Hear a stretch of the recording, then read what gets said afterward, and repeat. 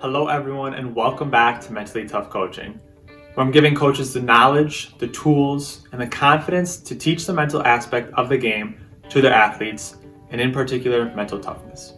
In this video, we're going to be talking about my favorite psychological skill, and that is goal setting. Goal setting is really one of the easiest psychological skills that a coach can incorporate with their team. The goal setting theory created by Locke and Latham in 1994 is based on the idea that human action is purposeful and that it is directed toward conscious goals. According to the theory, there are two main attributes to goal setting. The first being the content. Within the content attribute, there is the specificity and the difficulty. Obviously, goals can be very vague, such as I want to improve my shooting, whether that be in basketball, maybe hockey, soccer, whatever. Or they can be very specific, such as I want to make 7 out of 10 free throws or shots within this 5-minute break. With regard to the difficulty, they can either be easy, such as I want to make 1 out of 10 free throws, or they can be very difficult, such as I want to make 10 out of 10 free throws. Obviously, these goals are very specific to the individual.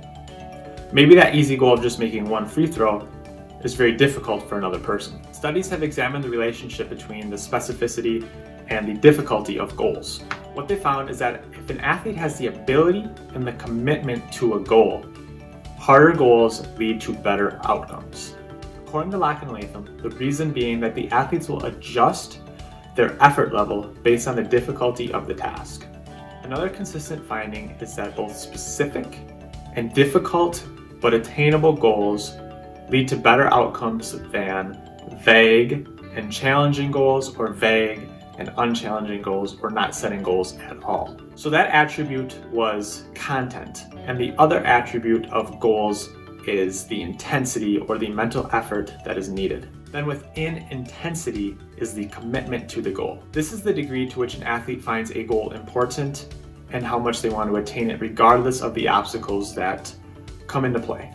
In regard to the types of goals that athletes can set, there are 2 types. One of these goals is called mastery goals. Mastery goals are really focused on effort, learning, and improvement. The other type of goal is called performance goals and are really focused on the outcome and being superior to the opponent.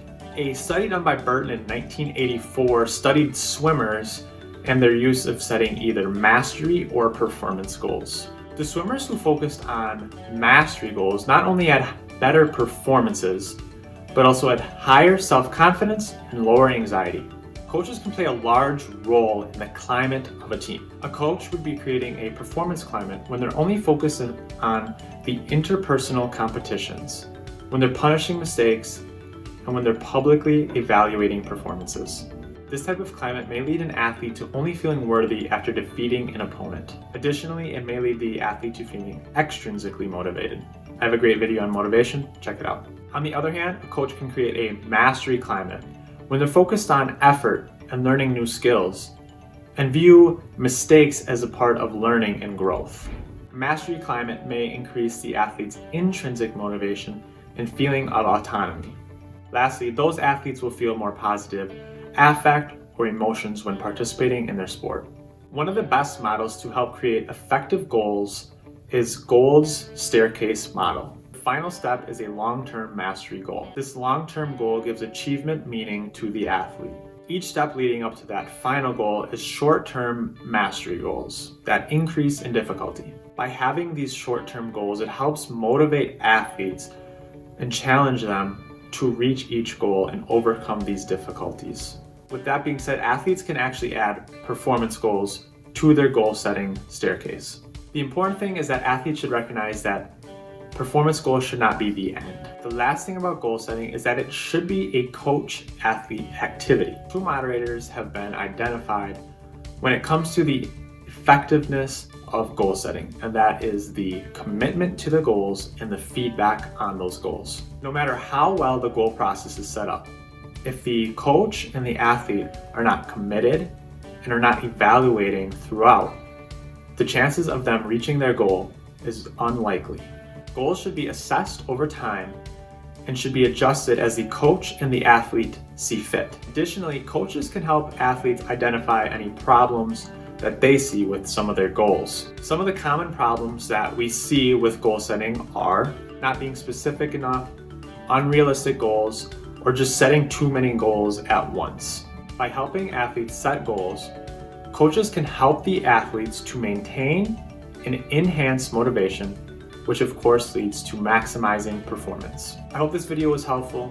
We discussed goal setting and the ways that coaches can help athletes set effective goals. If it was helpful, please make sure you drop a like, drop a comment with any questions that you have for me, subscribe to the channel, and as always, I hope you have a great day.